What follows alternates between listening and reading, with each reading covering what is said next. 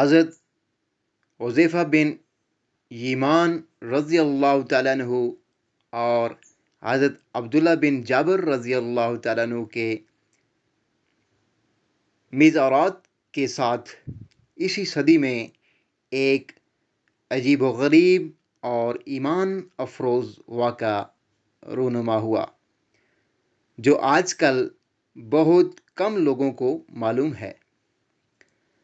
حضرت مفتی محمد تقی عثمانی صاحب فرماتے ہیں کہ یہ واقعہ میں نے پہلی بار جناب مولانا ظفر احمد صاحب انصاری سے سنا تھا۔ پھر بغداد میں وزارت اوقاف کے ڈائریکٹر تعلقات عامہ جناب خیر اللہ حدیثی صاحب نے بھی اجمالاً اس کا ذکر کیا۔ یہ 1929 عیسوی کا واقعہ ہے۔ اس وقت عراق میں بادشاہت تھی۔ حضرت حذیفہ بن یمان رضی اللہ تعالیٰ عنہ اور حضرت عبداللہ بن جابر رضی اللہ تعالیٰ عنہ کی قبریں اس وقت یہاں نہیں تھیں، بلکہ یہاں سے کافی فاصلے پر دریائے دجلہ اور مسجد سلیمان کے درمیان کسی جگہ واقع تھیں۔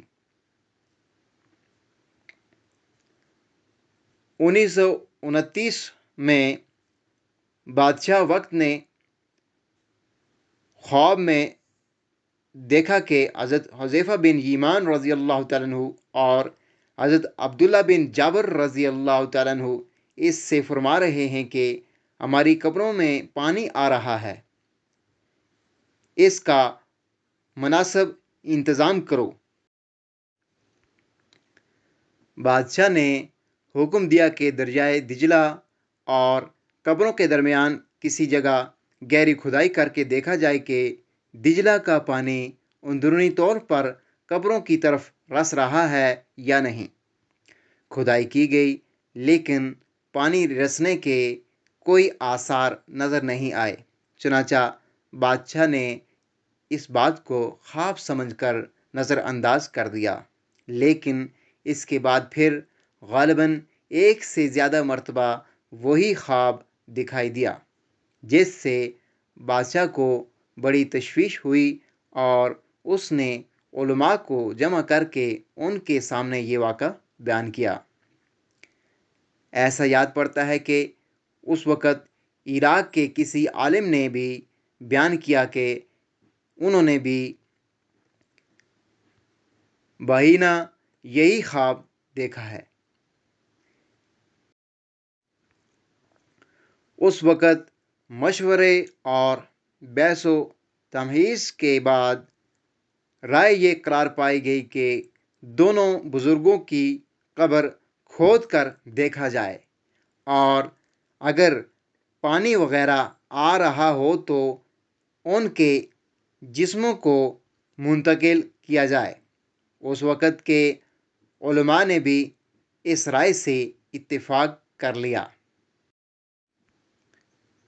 چونکہ قرون اولیٰ کے دو عظیم بزرگوں اور صحابہ رسول صلی اللہ علیہ وآلہ وسلم کی قبروں کو کھودنے کا یہ واقعہ تاریخ میں پہلا واقعہ تھا، اس لیے حکومت عراق نے اس کا بڑا زبردست اہتمام کیا۔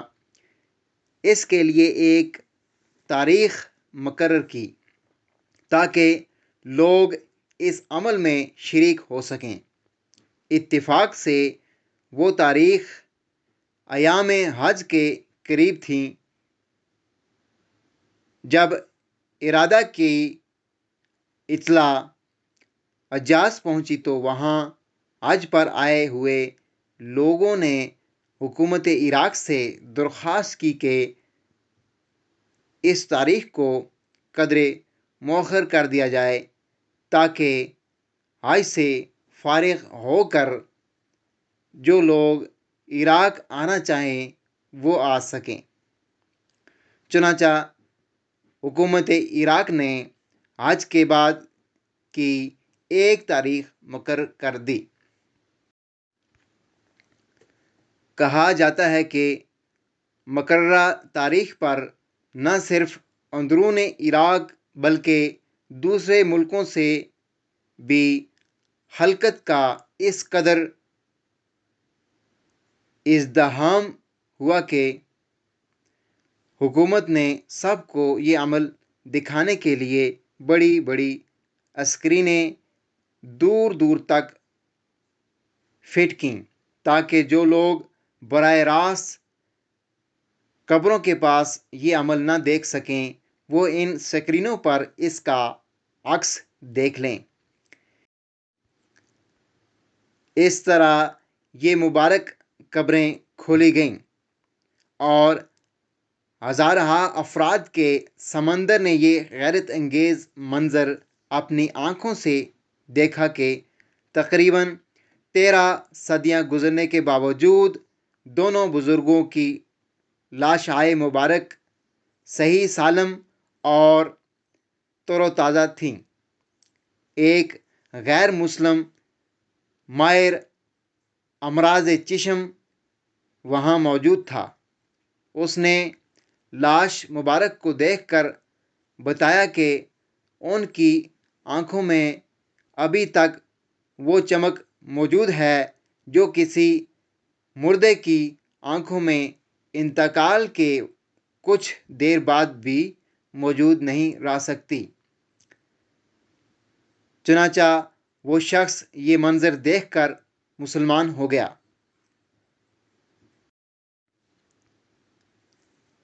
لاش مبارک کو منتقل کرنے کے لیے پہلے سے حضرت سلیمان فارسی رضی اللہ تعالیٰ عنہ کے قریب جگہ تیار کر لی گئی تھی۔